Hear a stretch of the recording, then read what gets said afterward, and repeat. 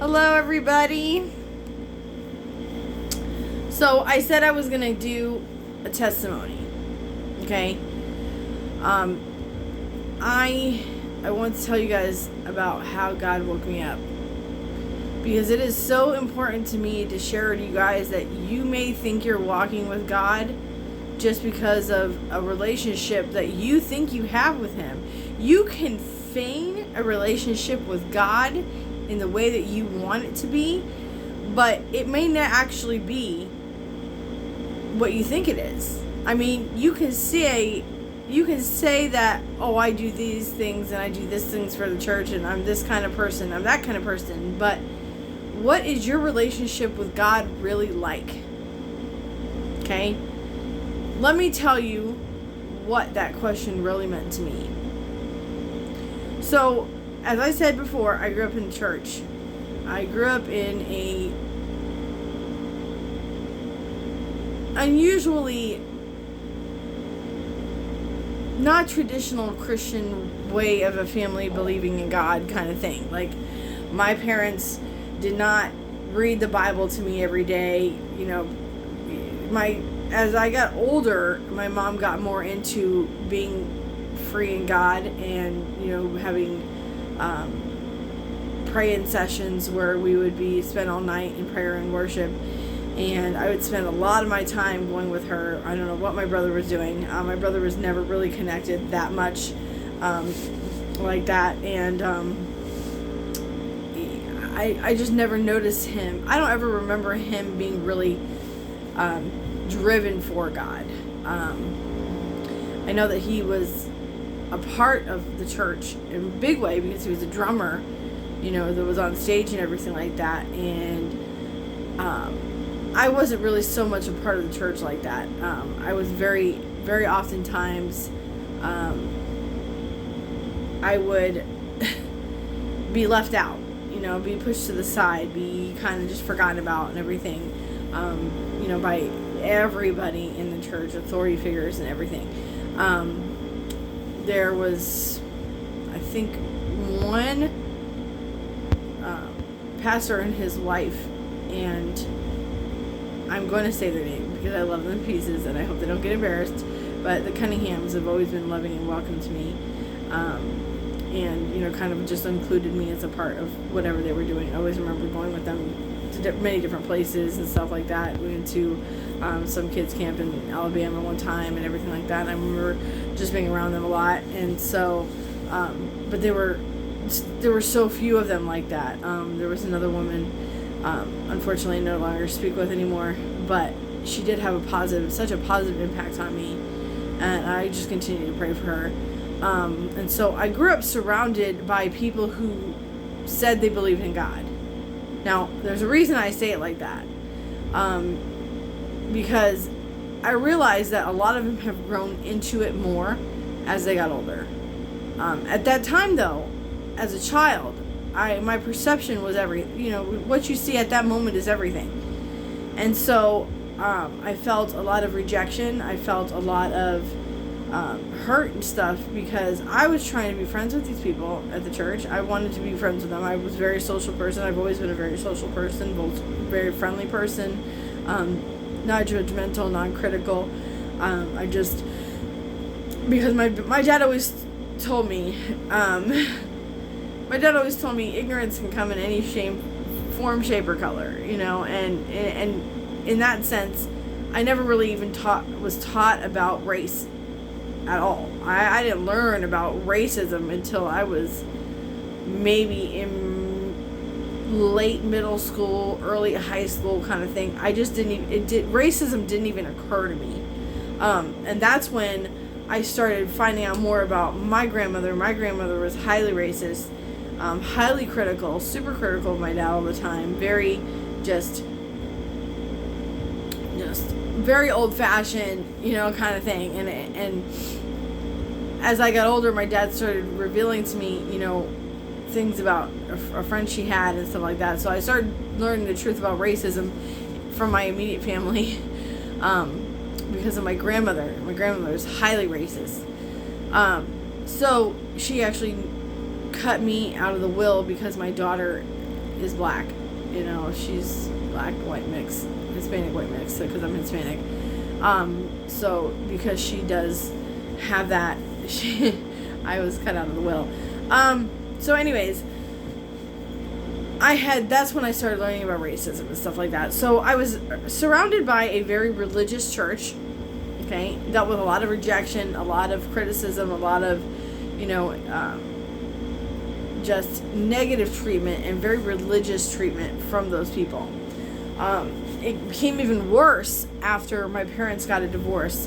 The people in my church, actually, I don't want to say if they knew or didn't know. I really don't know how much they did know. All I know is my mom got a divorce from my dad. My mom initiated it. My mom left my dad because he was highly verbally abusive to her. I mean, huge, big time. And I heard that. I remember hearing that constantly. My room was right in the living room, like right next, connected to the living room as I was growing up. We had a 2-bedroom with a den, so the den became my room, and the den was immediately attached to the living room, so I could hear everything. And all I can remember hearing, sometimes I would be sitting underneath the table playing, sitting underneath the dining room table playing, and I could hear my dad just going off on my mom so much. And the crazy part is, too, a lot of it was about her tithing. I remember that being a big thing. I don't know why he made it such a big deal. Tithing is a huge key point in being in the church. You need to have your tithes correct. Your tithe should be correct. You should be paying your tithe more than you pay your bills. You should be stealing from your bills to pay your tithe if that is the case. Your tithe should be first. It should be tithe, rent, insurance, whatever else comes after that. That should be the way it is. But it was always him doing that. She would take money, whatever money they had, and she would tithe with it, and including whatever, I guess, I don't know if he gave her money or whatever, I'm really not sure the details, because I was too young at the time to really understand, but I just remember him being horrible to her about that. And it's crazy because I know, God dealt with him. He has passed on and stuff, so I'm just, these are things that's happened, it's all done, but this is part of my testimony. This is my environment, growing up environment, okay? So, one, I was at home, I was in an abusive environment because my dad was very abusive to my mom. And then at church, I was in another kind of abusive environment because it was always someone treating me as if I was never good enough. So I had that all the way around. And as I got older and I started realizing, that I didn't really care about being in church because of that, the experience, I started, wandering off. I made friends in middle school and high school easily. Like I said, I'm a super highly sociable person, and so I love being around people. I love being friendly with everybody. Nowadays, a lot of times guys take it the wrong way. I'm just a super friendly person. I just love talking to people. I love being around people. I love socializing and stuff, and I'm very quick to be the one to, help somebody with their problems and stuff like that. I've always been like that. I'm very much like that. Even if I don't like you, if I see you hurting and I can help you, I'm going to help you. It's just, I've always been like that. Some things are more important to me. To help someone in a time of need. What if I was the only person who could see that so I could help them? What if everybody else in their life ignored them and ignored the fact that they're in need? And I was the only one who saw that. I felt like it was always my responsibility. If I see it, do something about it. If I can do something about it, do something about it. Because I know what it's like to be on the other end. When I felt like a need, because when I was older, okay, which is what pulled me away from the church even more.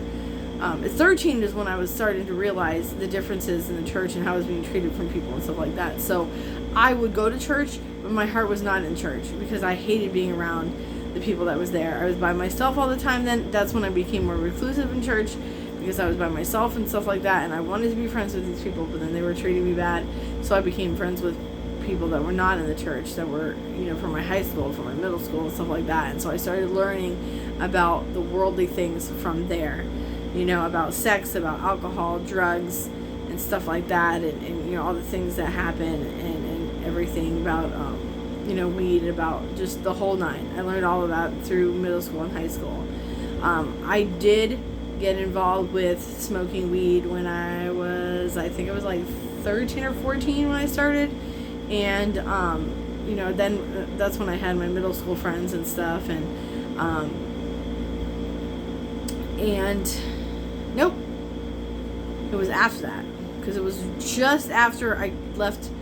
Because I went to one of those middle schools and stuff that were 6th through 9th grade. And so, I had just left middle school, that middle school time, and went to the high school when I started really smoking weed and stuff like that. So it was about 14 or 15.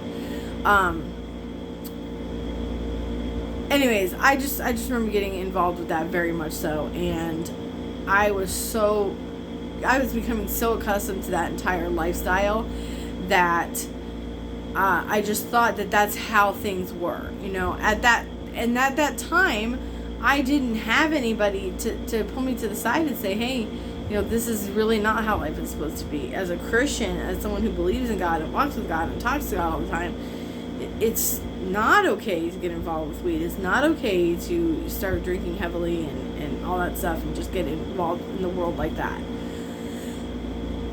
So I did. I went in there and I got involved, and I, was drinking a lot of time with my friends and stuff. We would, wait till the parents weren't home and stuff like that, go to their house and just make mudslides and make all kinds of fun drinks and stuff like that. And we got, at that time, it was a great time to me. I had a really good time back then. But at the same time, I always knew I was missing God. Because I had a relationship with God ever since I was young. I've always talked to God. I've sat in my room all the time and just talked to Him. And I always just felt a connection to Him that way. So I did spend a lot of time talking to Him. There was something, though, that happened to me when I was 12 years old. And it didn't occur to me that it happened until much, much, much later. Because there was a false accusation about it to somebody else, which I'm not going to mention that, because that was done. It was already not proven and it was wrong. But there was a man in the church that used to be involved in the puppeteers group. Myself and my brother were involved in that. We used to go to the fair with him. We used to go all kinds of places with him. There was a whole group of children, or teenage or young kids, this was preteen age, that were involved in this group with him. And he was a big part of the First Assembly of God for a while. Excuse me, I don't know why I'm yawning so much, but he was a big part of a lot of churches for a while. He was a part of CTN, and I can't remember his last name, but I know I remember him as Ron, the puppeteer man. He was Ron. He went in jail. He's actually currently serving jail time for his mass charges of child molestation, and I think he was involved in pornography and stuff like that, and whatnot. But it occurred to me later as I got older and I started becoming more aware of what that was, that I was involved in one of his victims of molestation. What it occurred to me is when I was much older and everything, I was talking to a friend and it came out that, one person thought it was somebody else. Those accusations were thrown. They were not founded. However, the incident did occur with me. It just didn't happen with the person that one person thought it was. This one person making accusations against the other person. They had the right idea and they had the right circumstances and everything like that, but it was just the wrong person. That person wasn't found out until many, many, many years later. But so I was definitely molested by this person at the church, and I didn't know about it at the time. It didn't occur to me at the time because I was never talked to. about those kinds of touchings and stuff like that, and what what happens then. And I was never made aware of, the good touch, bad touch thing. It was just not something that we had talked about. I don't know why, but I made sure I talked about it with my kids. So those kind of things are very important. Anyways, so that kind of thing affects me. When someone touches you in that way, and you are, and I think that's what caused me even more so to feel rejected by the people in church, and because it took an already existing situation and it like amplified it to me, because I felt like nobody knew what I was going through, nobody knew what I was feeling and stuff like that. I remember as a young child, especially the time when I was playing with Barbies and stuff like that, I remember being riddled with thoughts of sexual activity. I mean, I was so accustomed to be around it by the world, though.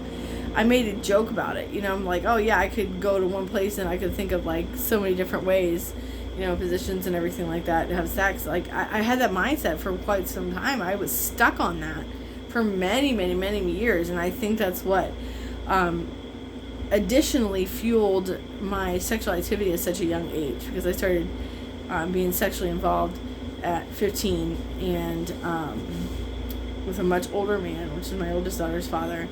And we ended up getting into a relationship at that time.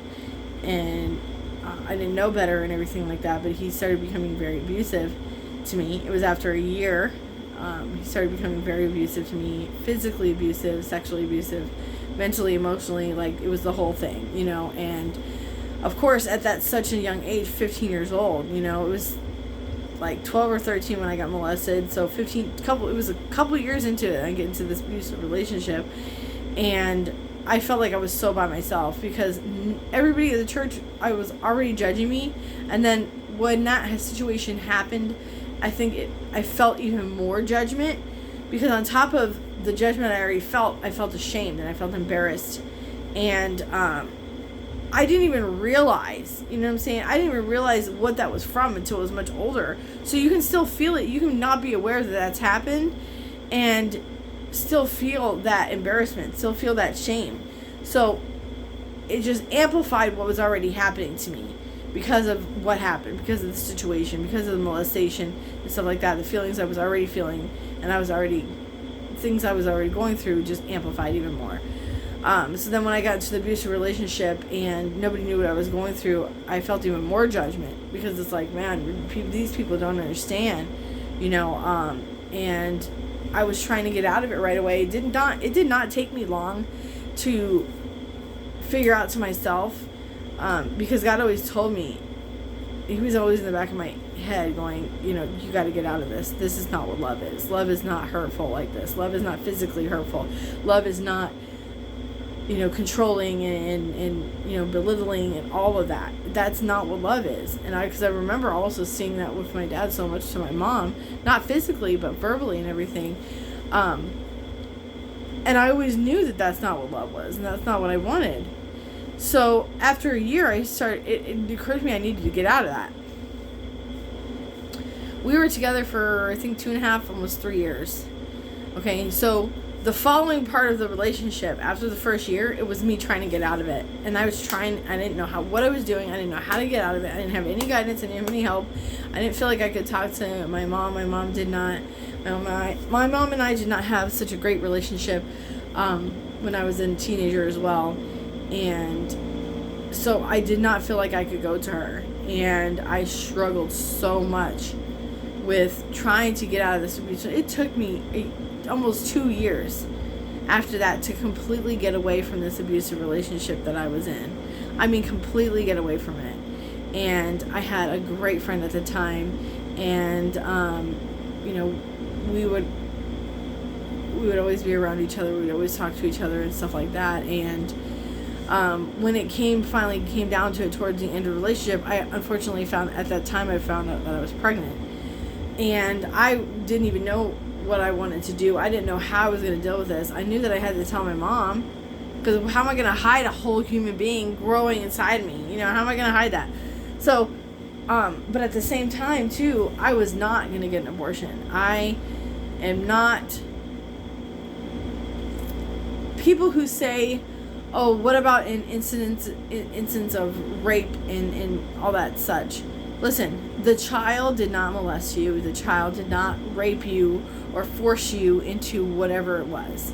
Okay? You do not have the right to hold that child accountable for somebody else's actions towards you. Okay? That makes you worse than them, because you're murdering a whole other human being because somebody else, did something to you. That's crazy. That's crazy. And I always felt that way as a child. I've even told my friends, I'm like, if you get abortion, don't tell me about it, because I will not speak to you. I will hate you. I will not want to have anything to do with you. And I believe, that did influence one of my friends and stuff like that. When she had a baby that she couldn't take care of, she went the adoption route. Listen, the adoption route is the hardest route to go through. It's one thing to detach yourself from the child and murder it and say, oh, that's not really a person.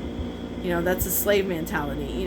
People back in the day, under slavery, that's how they treated the black people the way they did. Because, oh, that's not a real human being because they're black. Does that not sound ignorant to you? Because of the person's location, size, skin color, they're not human. That doesn't even make any sense. That's not even sensible thinking.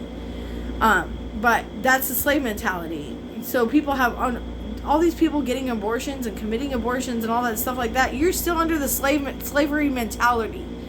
Okay, you still have the slavery mentality because you are belittling that person. You're making that person non-human to yourself so you can justify your own actions. That's exactly what they did in slavery. They treated those people that they were not human, so they could justify beating the snot out of them, ripping their bodies apart, and just completely mutilating their entire body and murdering them in some cases. Or in a lot of cases, I imagine. I mean, I don't know the statistics on that, and how many people actually died through slavery, but I'm pretty sure there was an unaccounted for amount. Because to the white people at that time, black people are not human. They were not human. So that's how they went, and the thing is, it's crazy because, well, that's a whole other thing. That's not part of my testimony. Anyways, so I was always against abortion. Abortion is the Holocaust all over again. It is slavery mentality amplified. Because you have to dehumanize the other person in order to justify your actions. Okay? That's what they did to the slaves. That's what they did to the Jews. That's what they did to all those people that were involved in mass murderings like that. They had to dehumanize the other person. And that's all you're doing when you choose to have an abortion. You're dehumanizing the other person so you can get what you want. That's selfish. So, anyways, again, as you can see, I am highly against that. It doesn't make any sense to me. You don't have a right to choose about somebody else's life because of your own personal feelings. Okay? If you don't want the baby, there's adoption. That's what real people do. That's what real mothers do. If they can't take care of their children, they adopt them out. So, anyways, doing that, having the child, not giving up for adoption. I couldn't give it up for adoption either. I wanted that baby. I love that baby. She's my baby to this day. She's my baby. I've loved her and taken care of her, and we're doing good. We're doing really good. So with all that being done the way and happened the way it happened, I had a baby out of wedlock. I was a single young mother, 18 years old, when I just turned 18, okay? Seriously, my birthday is December 2nd and hers is December 20th. I literally just turned 18 and had a baby. So I chose to do the good thing. My God knew that my love for her would drive me to do the right thing the right way. Or the better way. And so I did not give her up for adoption. I did not think about, abortion or anything like that. And so what I did was, I got a job and I started taking care of her. and I chose to do the respectable thing and the responsible thing, and took care of her. My mom was a huge help at that time because I was still living with her, and so it was very beneficial for me to live with my mom at that time. And so for a long time, all of us lived together, and we just, that's how it was for quite some time. And from there, we went into lots of homelessness. It was myself and my mom. My brother had his own place at the time. He had his own place before we became homeless, and his own place his place was literally just enough for him. Like, he did not have any room for us and stuff like that, but it did not stop him from helping us, and he helped us big time a lot of the times and stuff, with food and shelter and stuff like that. He would let us stay at his place when he was not there, or when he knew he was not going to be there, so it wasn't overcrowded and everything like that. And he just helped us as much as we could until we found a place. We ended up living with some people and stuff like that. And then I was always working, though. I was always working. I have never been without a job. That's why this whole thing right here, right now, this is a big leap of faith, because I know that God wants me to be off doing this, to make these videos and do these live posts and stuff like that. And I know that He wants me to do this, and this is what He's guiding me to do. So this is a huge leap of faith to come and do these videos, get them prepared, work, I don't work every single day, but I do work as much as possible to get these videos prepared, to try to do at least 3 or 4 a week. And this is the work that I feel like He wants me to do right now. And so it's a huge leap of faith for me to come out here and not have a job and stay at home and do these videos and just trust and completely believe that He's going to provide, because He has showed me more than I can't even count, that He is going to provide for what I need. And so, anyways, I spent many years, I had started drinking at that time. I started going out with my friends at the time. Yes, I was only 18 and I was drinking, but we were allowed in clubs, and I had friends at that time that were older, and so they would provide us alcohol. Yes, I was drinking a lot at that time and going out with a lot with my friends. Yes, I was working 5 days a week, and I would even go out with my friends on the nights off and stuff like that. I would make sure my daughter was in bed, and then I would be out all night long, sleeping during the day, most of the time. And so my whole life I became accustomed to being that way, just being a big partier and, going out with my friends and just hanging out with my friends all the time. And that's what I did. I did that for so many years. And so I became accustomed to that life, very much so. And I convinced myself thoroughly that that was how everything was going to be, that's how my life was. I saw all these things and stories and testimonies about God coming through for people, and God providing for people supernaturally, and just God giving suddenly. That's when I was in Pastor Joy's church too, and I was learning about suddenlies of God and how He came through for everybody and stuff like that. And I always thought, well, that's great for them, but that's never going to happen for me. I am not good enough for it to happen for me. I always felt like that I wasn't good enough. I always felt like my life was too messed up, for God to just supernaturally provide for me. And there was times where I really got cocky and I tested it, and I said, okay, God, I need this. And every time it would not come through, just because I said, God, I need this, help me with this, please, I would sit back and say, you know what, see, God comes through for everybody else except for me. And I convinced myself of that for so long, that it was so sunk into my head. I spent many, many, many years like that, and I would never do what I'm doing now. God changed my heart completely. So anyways, long story short, I spent so many years like that, in and out of relationships. I've been engaged like 4 times and stuff with guys that God always got me to the point where He's like, you cannot marry this man. And He's done that to me. He's like, you cannot marry this one. I don't want you to marry this one. Well, the first one was Jasmine's dad. Jasmine's dad and I were engaged. And then because of his jealousy and insecurity, he threw my ring in somebody's yard. And at that point, I was like, you know what? Okay, I guess we're not going to get married. You're going to act like that. You're going to be like that and stuff. We're not going to get married. I I left him, and I was single for a long, long time.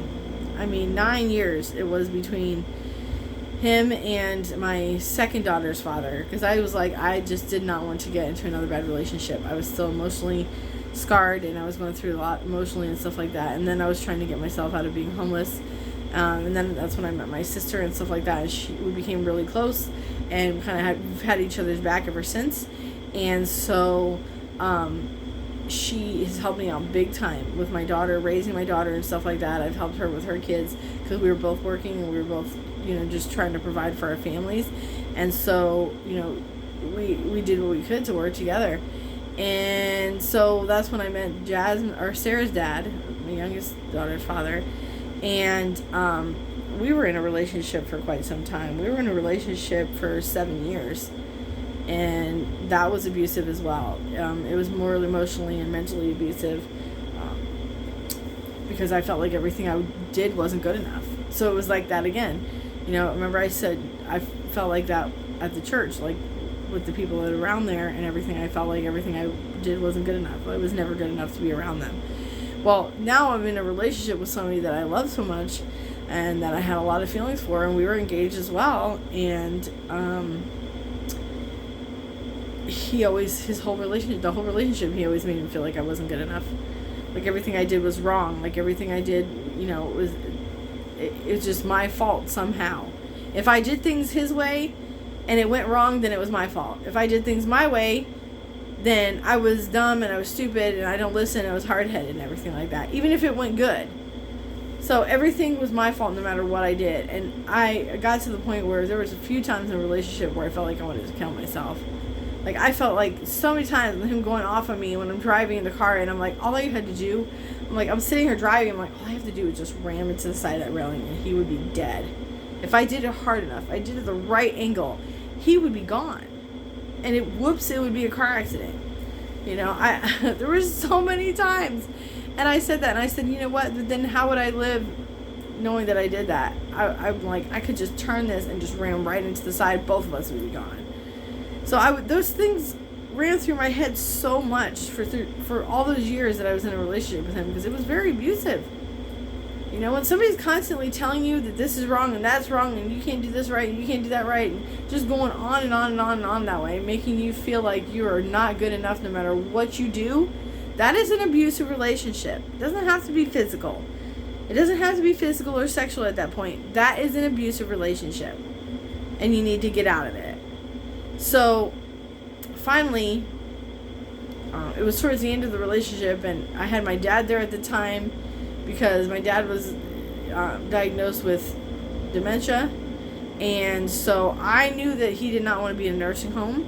Plus, I went through some things and stuff, and that's a whole nother story, that every time I saw him in the nursing home, he looks at me and goes, I want to go home. Can you get me out of here? When can I get out of here? And so I said, Dad, don't worry about it. I will get you. And I fought to get him out.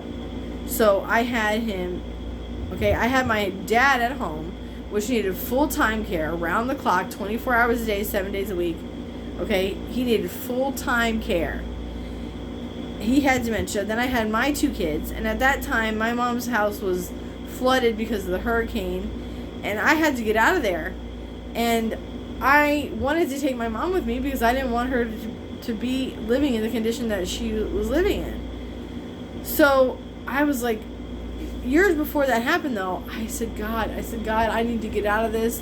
I don't know how to get out of this. I wasn't working at the time because I just had the baby, and I was screaming at him, and I was like, God, I don't trust you to provide for me. I hear you provide for everybody else. I hear everybody else saying how you came through for them for this, and you came through for them for that. And I have never seen you provide for me once. I don't trust that you will. I told him that. And that's where I was with him. And so even a couple years later, when the hurricane came through, that's when he did come provide for me. I was able to get help, There was a total of 7 of us there, because I did have Sarah at the time, and so there were 7 of us there, and that included my dad, and I had to get me and my girls and my dad out. Okay, my dad needing full-time care, needing, round-the-clock assistance and everything like that. I had to get me and my girls out and him. And I did not know how I was going to do that. But when that hurricane came through, it flooded part of the house. Not the whole thing. It flooded part of it. And God gave me favor with the people who came to do the inspection. And I ended up getting assistance for myself to move out with my dad and my 2 girls. And they paid first, last, and security for the place that I moved into. And God provided then. They gave me the check and I paid for that. And God provided at that time. And that's the first provision God made for me. But I was still going through so much. All this time, okay? Let me finish telling you all the times he provided for me, okay? Because the other time was before that. Before I moved out with my dad, I knew I needed a better car. I had a small car, and my dad was coming home, and I needed a truck that I could fit his wheelchair in, him, my 2 girls, and myself. So I needed to get an SUV, and God provided an SUV for me. It did not sustain because I was not in a place where I was listening to him. God can give you gifts, and if you're not listening to him and you're not being obedient, those gifts will fall away. That has happened to me a couple times because he would give me something as a provision, and I would take it for granted, and because I took it for granted and I didn't listen to him and I wasn't obedient, those things fell away. That happened a couple times. So the first thing was the truck that he provided. I got approved for it. First of all, I got approved for it. My credit sucked because of all the financial damage I did when I was younger, and it was foolish. Then, on top of that, I didn't even have the income. I had $800 a month as an income. That's what I had. Because I was working part-time. And most of my money was going to my dad and stuff when I was working because he needed stuff. My dad needed round-the-clock care. So his money that he was getting every month plus whatever I had to contribute because he didn't have enough. So, excuse me. So God provided me a car, a nice car too. It was a Nissan Rogue, 2016 Nissan Rogue, brand new, beautiful, nice new Nissan Rogue. If I had stuck to what God was telling me to do, if I had stuck to listening to him and being obedient, I would have still had it to this day, and it would have been his provision, it would have been paid off by now. But I didn't, because I was not living the way that he wanted me to live. I was not living and doing things in my life the way he wanted me to do them, because I was so accustomed to living with the drinking and the smoking weed lifestyle. I was doing that for so many years. I mean, so many years. I can't even tell you how many years I did that. And it got to the point finally where it just let go. I lost that car and stuff like that. So I moved from the apartment, or from the house that I was living with my ex, to an apartment of my own with my dad and stuff. I stayed there for quite some time. I worked full time. I was struggling with relationships. Financially, I was not struggling because, like I said, I've always had a job. The only time I willingly, was not working was right when I had Sarah. Cause I had a C-section and stuff like that, and she was a newborn, and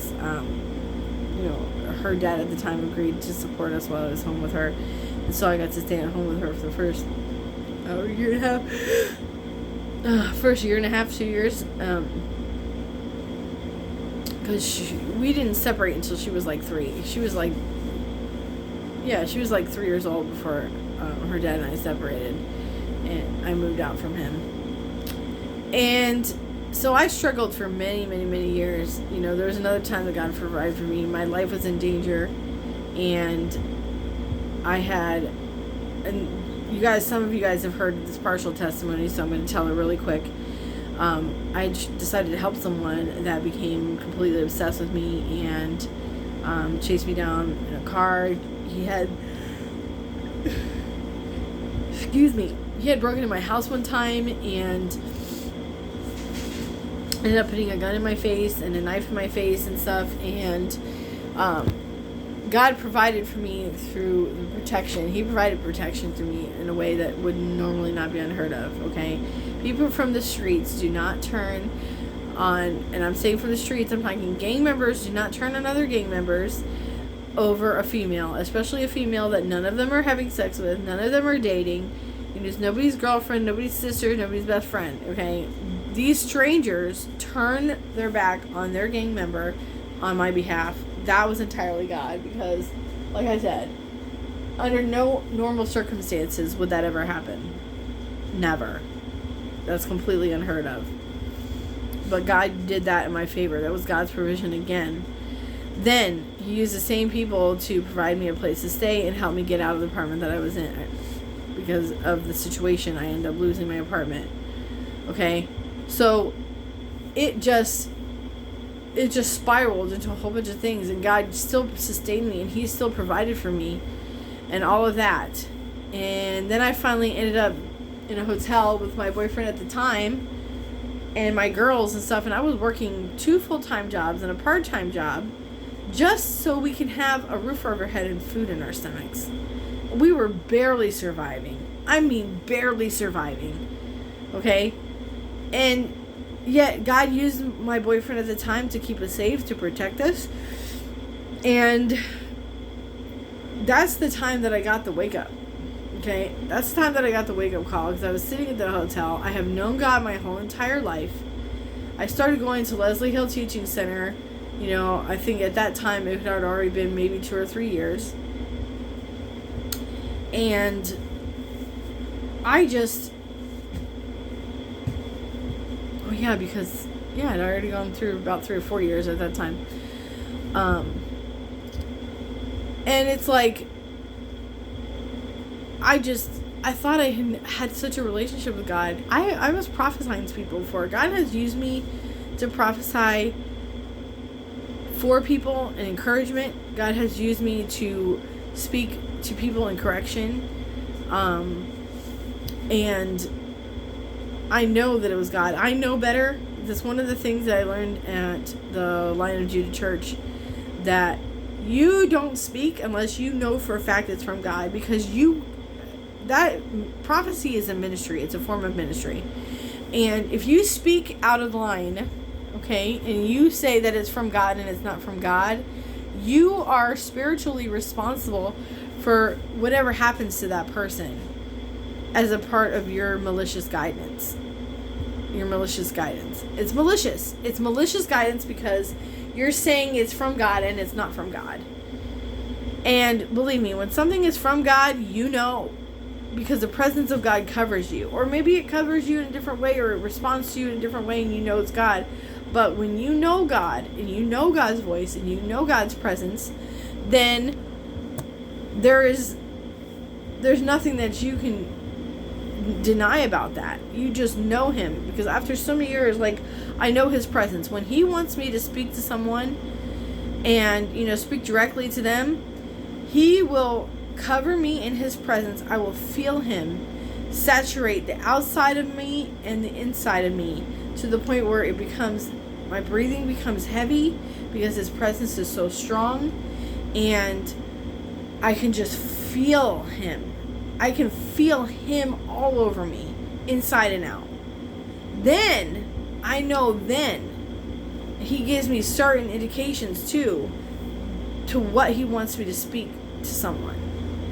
And he'll say, I'm going to have you go speak in so-and-so about this. He won't give me the details. He'll tell me what it's about sometimes, and I know that he'll speak, because I know for a fact I don't know anything about that person. I don't know about that situation. He hasn't had me speak to anybody that I know personally.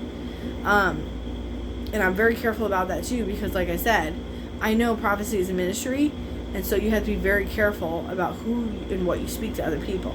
I'm not going to just go up and say, oh, God said this and God said that. Like, some people do it so casually.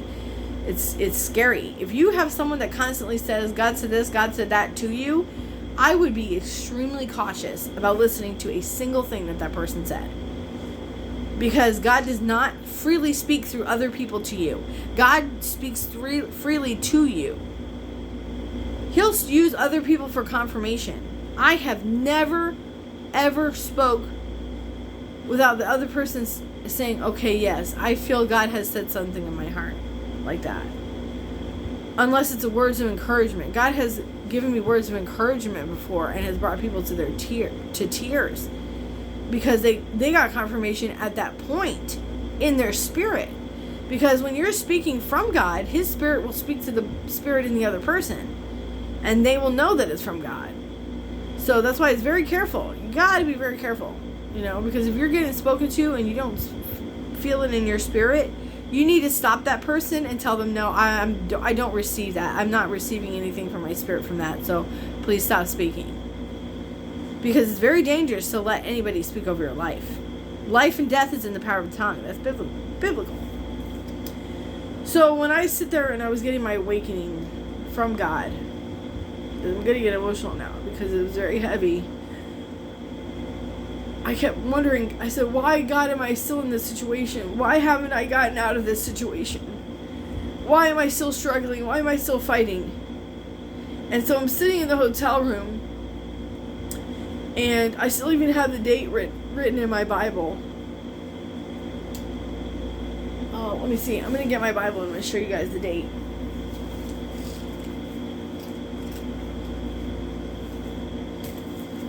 Because I had just moved to room 144 in the hotel. And I just read this book from Leslie Hale about God's love for you. And it spoke to me so heavily. Because I said, God, I thought I am saved. I thought I have a relationship with you my whole life. And I was so certain about having a relationship with him. I really convinced myself that I knew God, that I knew who God was and how he was and everything. I really had convinced myself of that. And I was fooling myself. Because I was not where God wanted me to be. I was not. And I knew it. I just didn't know how to get there. And I said, I don't need to say the salvation prayer. I've had salvation my whole life.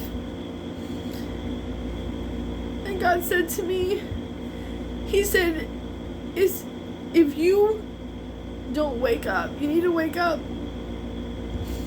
He said, because you are at risk of becoming one of those people whom I say that I never knew you.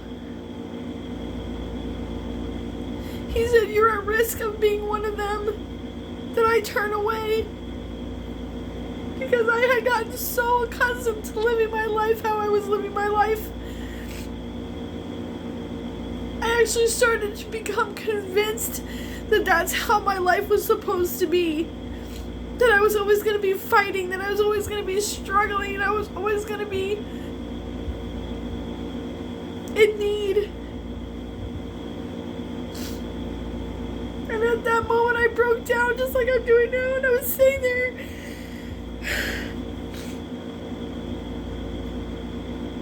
And it was Psalm 144. And it was Saturday, July 27th, 2019. And I was sitting there and had already been in a hotel for a year.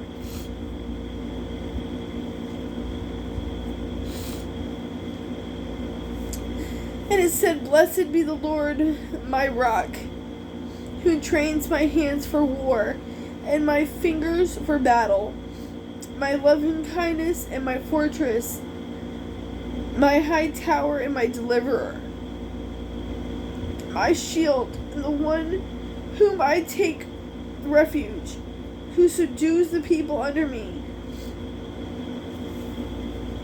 That's what he did for me before, the year before, because I was being chased by this guy and my life was being threatened. And I remembered that at that point that he came through for me.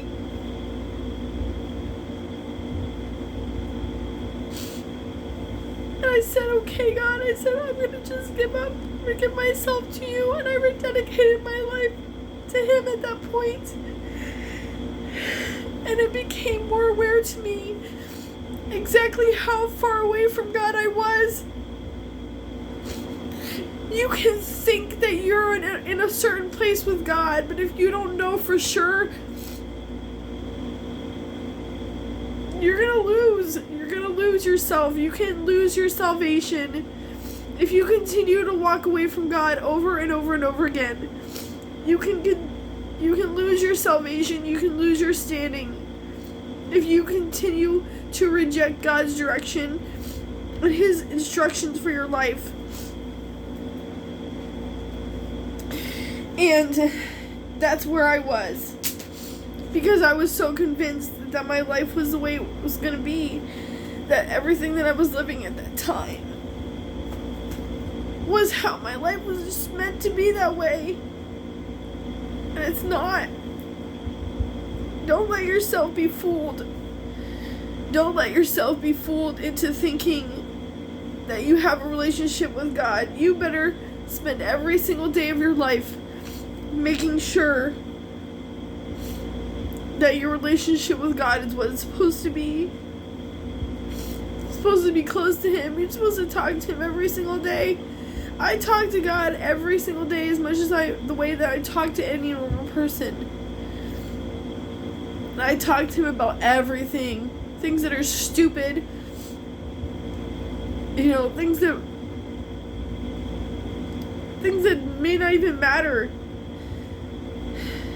But when you're sitting here and you have a best friend, does it matter what you guys talk about? No. What matters is the presence that you guys have with each other. Spending time with each other, going out and just having that intimate time, being close with each other. And that's what having a relationship with God is about.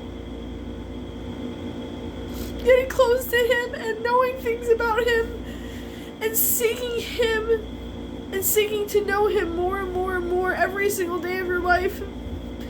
Don't let yourself be fooled into thinking that you have a relationship with God that you don't. You better seek Him and ask Him to show you what your relationship with Him is. Because He can show you. And if you need to make it better, He will show you too.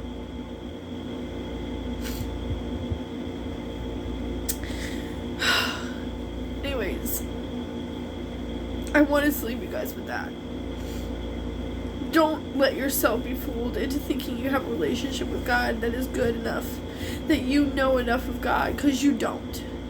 You don't know enough of God. There is nothing that you can know enough of about God.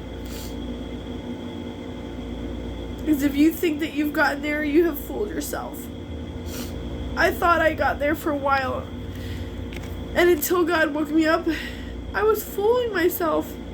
I was fooling myself into thinking that I was this great Christian, that I had such a close relationship with Him, when I didn't. Don't let yourself be there. Go and look for God today. Ask Him to come into your heart. Know that He loves you, and you better seek Him like your life depends on it, because it does. He has delivered me from so many things. That was even the same time that I got delivered from smoking weed.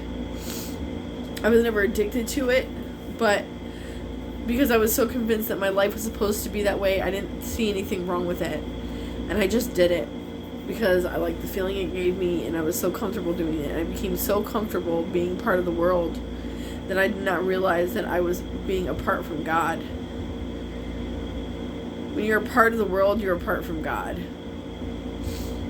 And that's when he asked me what he asked me. And if you haven't heard it before, I'm going to say it now real quick.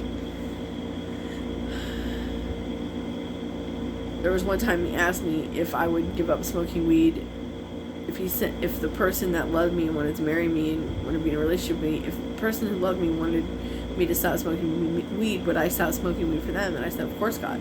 Because I love that person so much. I'm going to love that person so much, I'm going to respect what they ask me. And so he said, if you would stop smoking weed for them, how come you wouldn't stop smoking weed for me?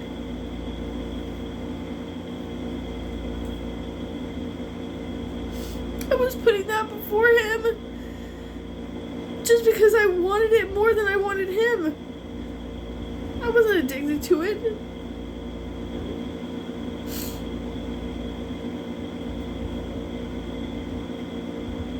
wanted it more.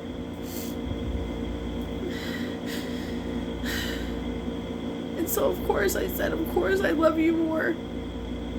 And every time I smell it or I see it or anything about it, all these stores now that are opened up and it's medical marijuana this and all that other that, I could just go get a card. But all I do when I think of that picture of that plant and I smell it or anything like that, all I can do is think about is, wouldn't I stop for God? I love God more than I love that thing. Of course I do. So I gave it up because I love him, not because it was good or bad or anything. It had nothing to do with it. I gave it up because I love him more. And I want him more. And after all of that is when my relationship with him started changing. So, I'm going to leave you guys with that today. I love you guys. And I will see you all in the next video. God bless.